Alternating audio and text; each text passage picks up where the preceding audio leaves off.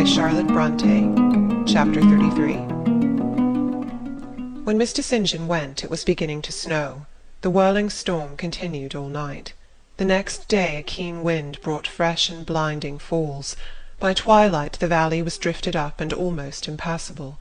I had closed my shutter, laid a mat to the door to prevent the snow from blowing in under it, trimmed my fire, and after sitting nearly an hour on the hearth listening to the muffled fury of the tempest, I lit a candle, took down Marmion, and beginning. They set on Norham's castle steep, and Tweed's fair river broad and deep, and Cheviot's mountains lone, the massive towers the donjon keep, the flanking walls that round them sweep, in yellow lustre shone. I soon forgot storm in music. I heard a noise. The wind, I thought, shook the door. No, it was St. John Rivers, who, lifting the latch, came in out of the frozen hurricane, the howling darkness, and stood before me, the cloak that covered his tall figure all white as a glacier. I was almost in consternation, so little had I expected any guest from the blocked-up vale that night. "Any ill news?" I demanded. "Has anything happened?" "No. How very easily alarmed you are," he answered, removing his cloak and hanging it up against the door, towards which he again coolly pushed the mat which his entrance had deranged. He stamped the snow from his boots. "I shall sully the purity of your floor," said he, "but you must excuse me for once." Then he approached the fire. "I have had hard work to get here, I assure you," he observed, as he warmed his hands over the flame. "One drift took me up to the waist. Happily the snow is quite soft yet." "But why are you come?" I could not forbear saying.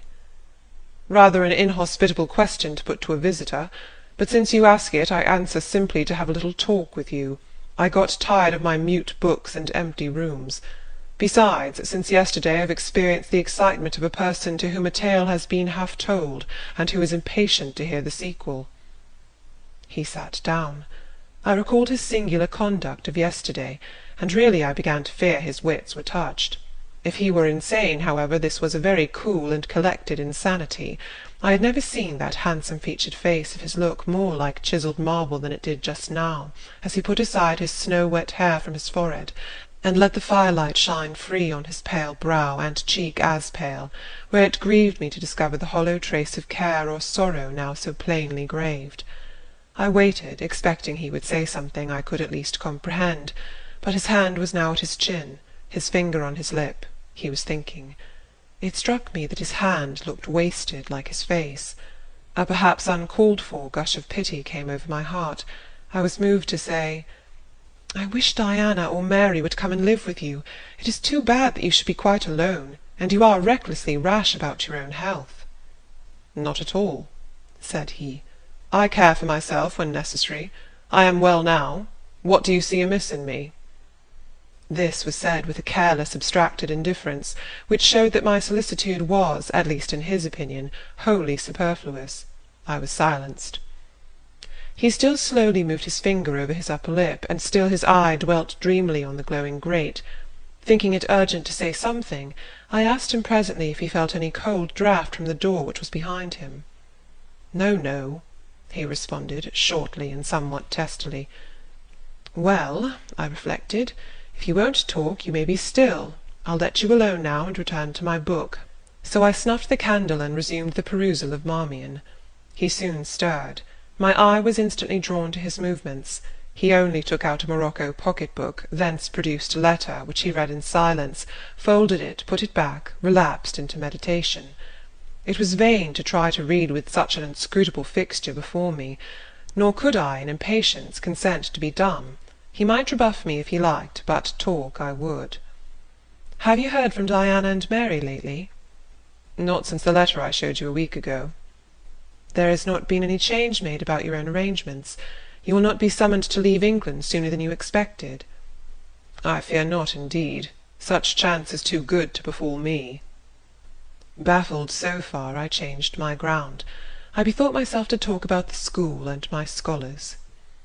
"Mary Garrett's mother is better, and Mary came back to school this morning, and I shall have 4 new girls next week from the Foundry Close. They would have come to-day but for the snow." "Indeed?" Mr. Oliver pays for two. Does he? He means to give the whole school a treat at Christmas. I know. Was it your suggestion? No. Whose, then? His daughter's, I think. It is like her. She is so good-natured. Yes. Again came the blank of a pause. The clock struck 8 strokes. It aroused him. He uncrossed his legs, sat erect, and turned to me. "Leave your book a moment and come a little nearer the fire," he said. Wondering, and of my wonder finding no end, I complied. "Half an hour ago," he pursued, "I spoke of my impatience to hear the sequel of a tale. On reflection, I find the matter will be better managed by my assuming the narrator's part, and converting you into a listener. Before commencing, it is but fair to warn you that the story will sound somewhat hackneyed in your ears, but stale tales often regain a degree of freshness when they pass through new lips. For the rest, whether trite or novel, it is short. 20 years ago, a poor curate, never mind his name at the moment, fell in love with a rich man's daughter. She fell in love with him, and married him, against the advice of all her friends, who consequently disowned her immediately after the wedding. Before 2 years passed, the rash pair were both dead, and laid quietly side by side under one slab. I have seen their grave. It formed part of the pavement of a huge churchyard surrounding the grim, soot-blacked old cathedral of an overgrown manufacturing town in Blankshire. They left a daughter, which, at its very birth, Charity received in her lap, cold as that of the snowdrift I almost stuck fast in to-night. Charity carried the friendless thing into the house of its rich maternal relations. It was reared by an aunt-in-law, called, I come to names now, Mrs. Reed of Gateshead. You start. Did you hear a noise? I dare say it is only a rat scrambling down the rafters of the adjoining schoolroom. It was a barn before I had it repaired and altered, and barns are generally haunted by rats. To proceed. Mrs. Reed kept the orphan 10 years. Whether it was happy or not with her I cannot say, never having been told, but at the end of that time she transferred it to a place you know, being no other than Lowood School, where you so long resided yourself. It seems her career there was very honourable. From a pupil she became a teacher, like yourself. Really, it strikes me there are parallel points in her history and yours. She left it to be a governess. There again your fates were analogous. She undertook the education of the ward of a certain Mr. Rochester. Mr. Rivers, I interrupted.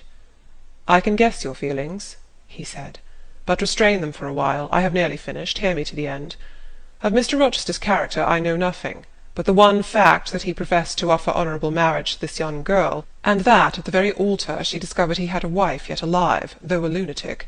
What his subsequent conduct and proposals were is a matter of pure conjecture, but when an event transpired which rendered inquiry after the governess necessary, it was discovered she was gone.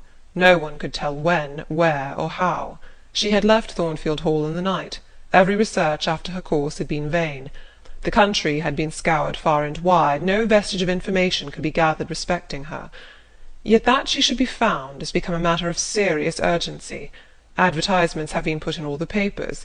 I myself have received a letter from one Mr. Briggs, solicitor, communicating the details I have just imparted. Is it not an odd tale?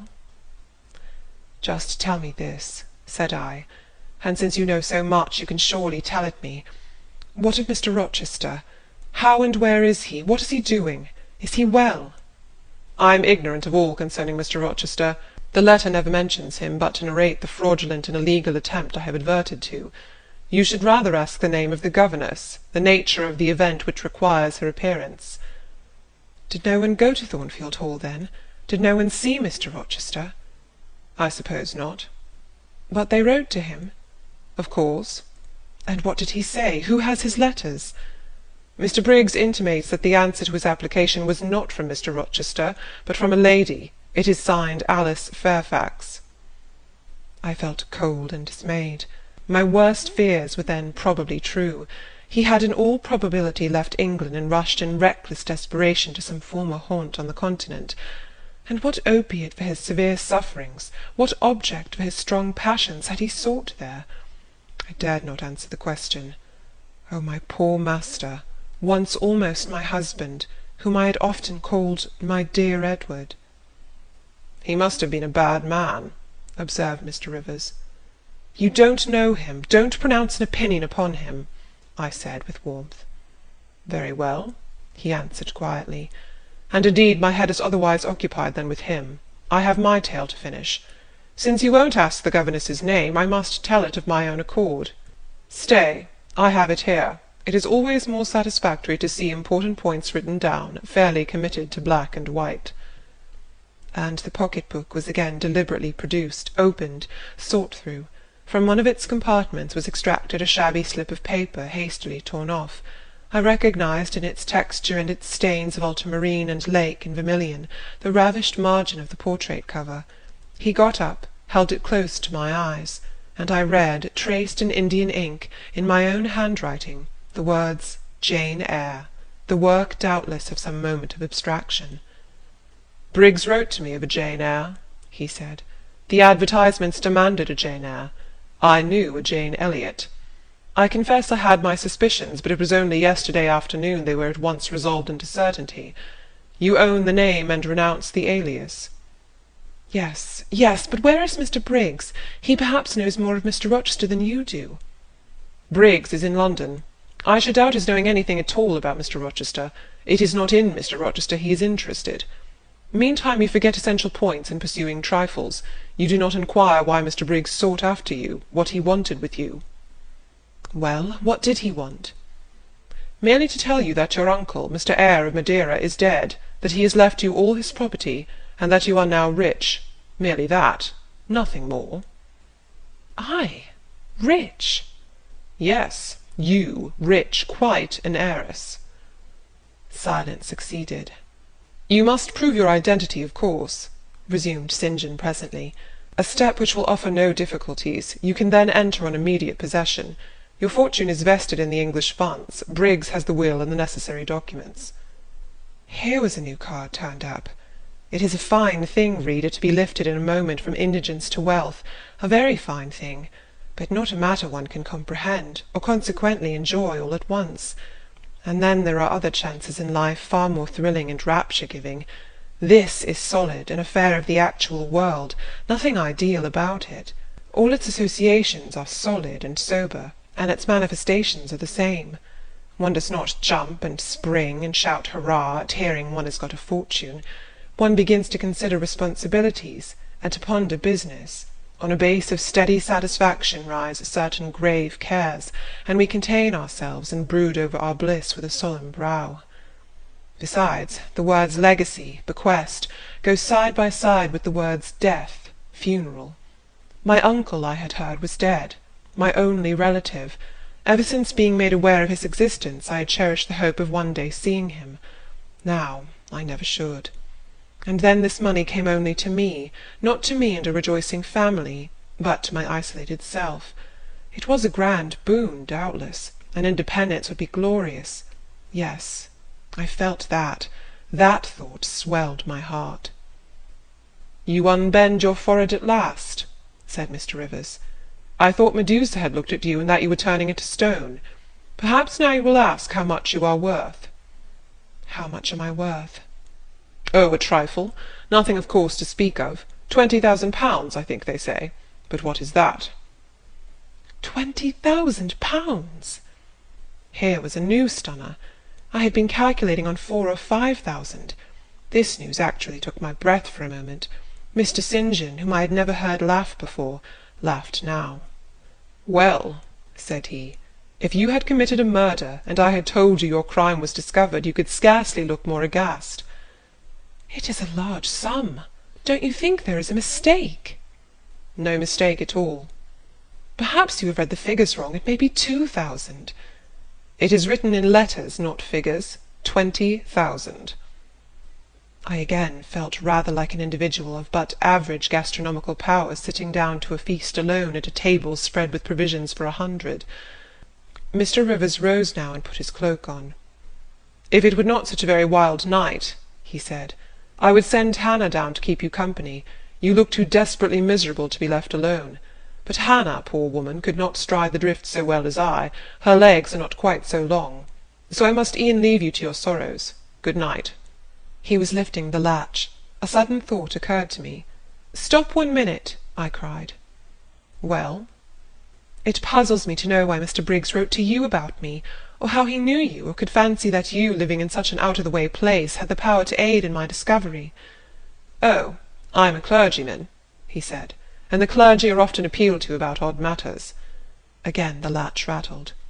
"No, that does not satisfy me," I exclaimed, and indeed there was something in the hasty and unexplanatory reply which, instead of allaying, piqued my curiosity more than ever. "It is a very strange piece of business," I added. "I must know more about it." "Another time." "No, tonight, tonight!" And as he turned from the door I placed myself between it and him. He looked rather embarrassed. "You certainly shall not go till you have told me all," I said. "I would rather not just now." "You shall, you must." "I would rather Diana or Mary informed you." Of course these objections wrought my eagerness to a climax. Gratified it must be, and that without delay, and I told him so. "But I apprized you that I was a hard man," said he, "difficult to persuade." "And I am a hard woman, impossible to put off." "And then," he pursued, "I am cold, no fervour infects me, whereas I am hot, and fire dissolves ice. The blaze there has thawed all the snow from your cloak.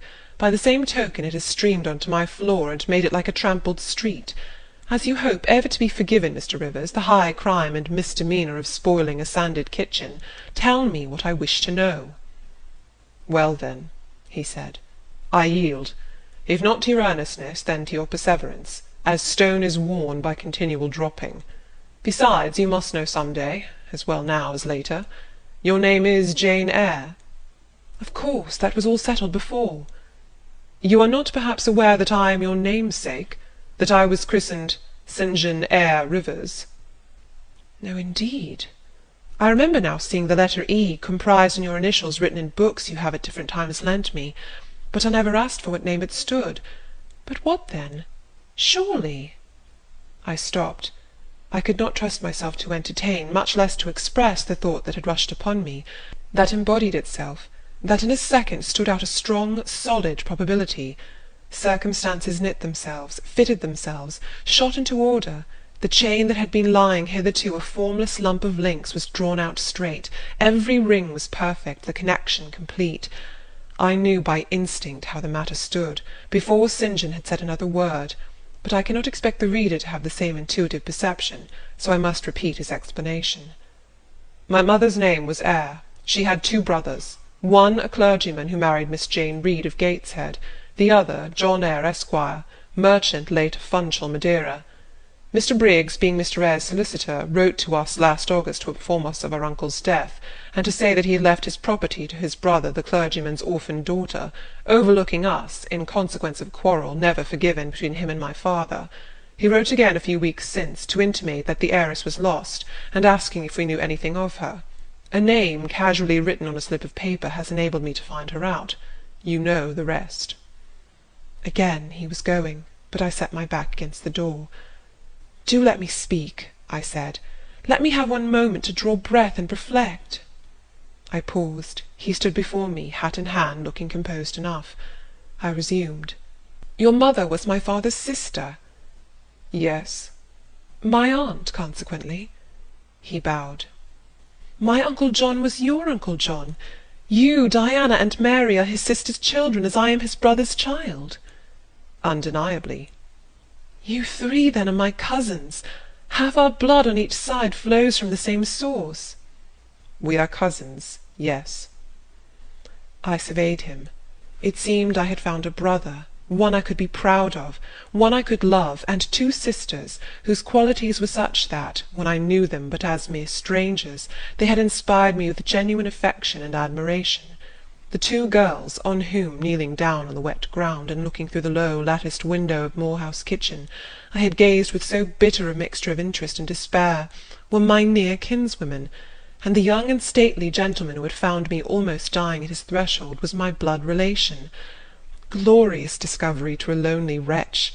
This was wealth indeed, wealth to the heart, a mine of pure genial affections.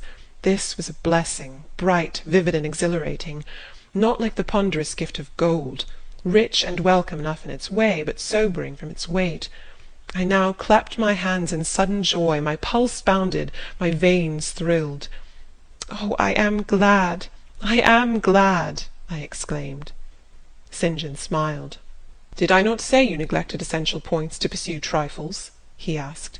"You were serious when I told you you had got a fortune, and now, for a matter of no moment, you are excited." "What can you mean?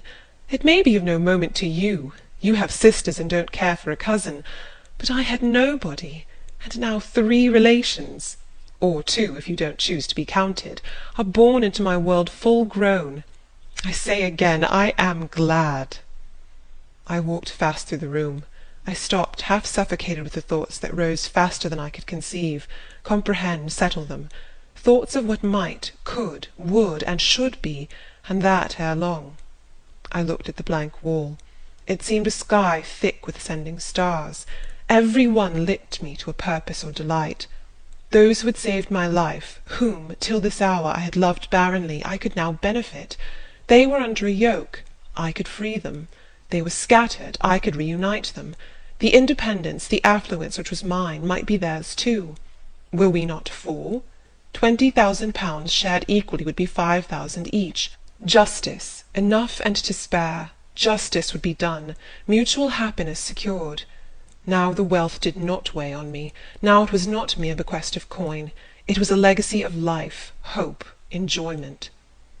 How I looked while these ideas were taking my spirit by storm I cannot tell, but I perceived soon that Mr. Rivers had placed a chair behind me, and was gently attempting to make me sit down on it. He also advised me to be composed. I scorned the insinuation of helplessness and distraction, shook off his hand, and began to walk about again. "Write to Diana and Mary to-morrow," I said, "and tell them to come home directly. Diana said they would both consider themselves rich with £1,000, so with 5,000 they will do very well." "Tell me where I can get you a glass of water," said St. John. "You really must make an effort to tranquillize your feelings." "Nonsense! And what sort of an effect will the bequest have on you? Will it keep you in England, induce you to marry Miss Oliver, and settle down like an ordinary mortal?" "You wander. Your head becomes confused. I have been too abrupt in communicating the news. It has excited you beyond your strength." "Mr. Rivers, you quite put me out of patience. I am rational enough. It is you who misunderstand, or rather who affect to misunderstand." "Perhaps if you explained yourself a little more fully I should comprehend better." "Explain? What is there to explain? You cannot fail to see that £20,000, the sum in question, divided equally between the nephew and 3 nieces of our uncle, will give 5,000 to each. What I want is, that you should write to your sisters and tell them of the fortune that has accrued to them. To you, you mean." "I have intimated my view of the case. I am incapable of taking any other. I am not brutally selfish, blindly unjust, or fiendishly ungrateful. Besides, I am resolved I will have a home and connections. I like Moor House, and I will live at Moor House. I like Diana and Mary, and I will attach myself for life to Diana and Mary. It would please and benefit me to have £5,000. It would torment and oppress me to have 20,000, which, moreover, could never be mine in justice, though it might be in law. I abandon to you, then, what is absolutely superfluous to me. Let there be no opposition and no discussion about it. Let us agree amongst each other and decide the point at once." "This is acting on first impulses. You must take days to consider such a matter, ere your word can be regarded as valid." "Oh, if all you doubt is my sincerity, I am easy. You see the justice of the case." "I do see a certain justice, but it is contrary to all custom. Besides, the entire fortune is your right. My uncle gained it by his own efforts. He was free to leave it to whom he would. He left it to you. After all, justice permits you to keep it. You may, with a clear conscience, consider it absolutely your own." "With me," said I, "it is fully as much a matter of feeling as of conscience. I must indulge my feelings. I so seldom have had an opportunity of doing so. Were you to argue, object, and annoy me for a year, I could not forego the delicious pleasure of which I have caught a glimpse, that of repaying, in part, a mighty obligation, and winning to myself lifelong friends." "You think so now," rejoined St. John, "because you do not know what it is to possess, nor consequently to enjoy wealth. You cannot form a notion of the importance £20,000 would give you, of the place it would enable you to take in society, of the prospects it would open to you. You cannot. And you, I interrupted, cannot at all imagine the craving I have for fraternal and sisterly love. I never had a home. I never had brothers and sisters. I must and will have them now. You are not reluctant to admit me and own me, are you? Jane, I will be your brother. My sisters will be your sisters, without stipulating for this sacrifice of your just rights. Brother? Yes, at the distance of 1,000 leagues. Sisters? Yes, slaving among strangers. I, wealthy, gorged with gold I never earned and do not merit. You, penniless, famous equality and fraternization, close union, intimate attachment. But, Jane, your aspirations after family ties and domestic happiness may be realized otherwise than by the means you contemplate. You may marry. Nonsense again. Marry? I don't want to marry, and never shall marry. That is saying too much. Such hazardous affirmations are a proof of the excitement under which you labour. It is not saying too much. I know what I feel, and how averse are my inclinations to the bare thought of marriage. No one would take me for love, and I will not be regarded in the light of a mere money speculation. And I do not want a stranger, unsympathizing, alien, different from me. I want my kindred, those with whom I have full fellow-feeling. Say again you will be my brother. When you uttered the words I was satisfied, happy. Repeat them, if you can. Repeat them sincerely. I think I can. I know I have always loved my own sisters, and I know on what my affection for them is grounded, respect for their worth and admiration of their talents. You too have principle and mind. Your tastes and habits resemble Diana's and Mary's. Your presence is always agreeable to me. In your conversation I have already for some time found a salutary solace. I feel I can easily and naturally make room in my heart for you, as my third and youngest sister. Thank you. That contents me for to-night. Now you had better go, for if you stay longer you will perhaps irritate me afresh by some mistrustful scruple. And the school, Miss Eyre? It must now be shut up, I suppose? No, I will retain my post of mistress till you get a substitute. He smiled approbation. We shook hands, and he took leave. I need not narrate in detail the further struggles I had, and arguments I used, to get matters regarding the legacy settled as I wished. My task was a very hard one, but as I was absolutely resolved, as my cousins saw at length that my mind was really and immutably fixed on making a just division of the property, as they must in their own hearts have felt the equity of the intention, and must besides have been innately conscious that in my place they would have done precisely what I wished to do, they yielded at length so far as to consent to put the affair to arbitration. The judges chosen were Mr. Oliver and an able lawyer. Both coincided in my opinion. I carried my point. The instruments of transfer were drawn out. St. John, Diana, Mary, and I each became possessed of a competency.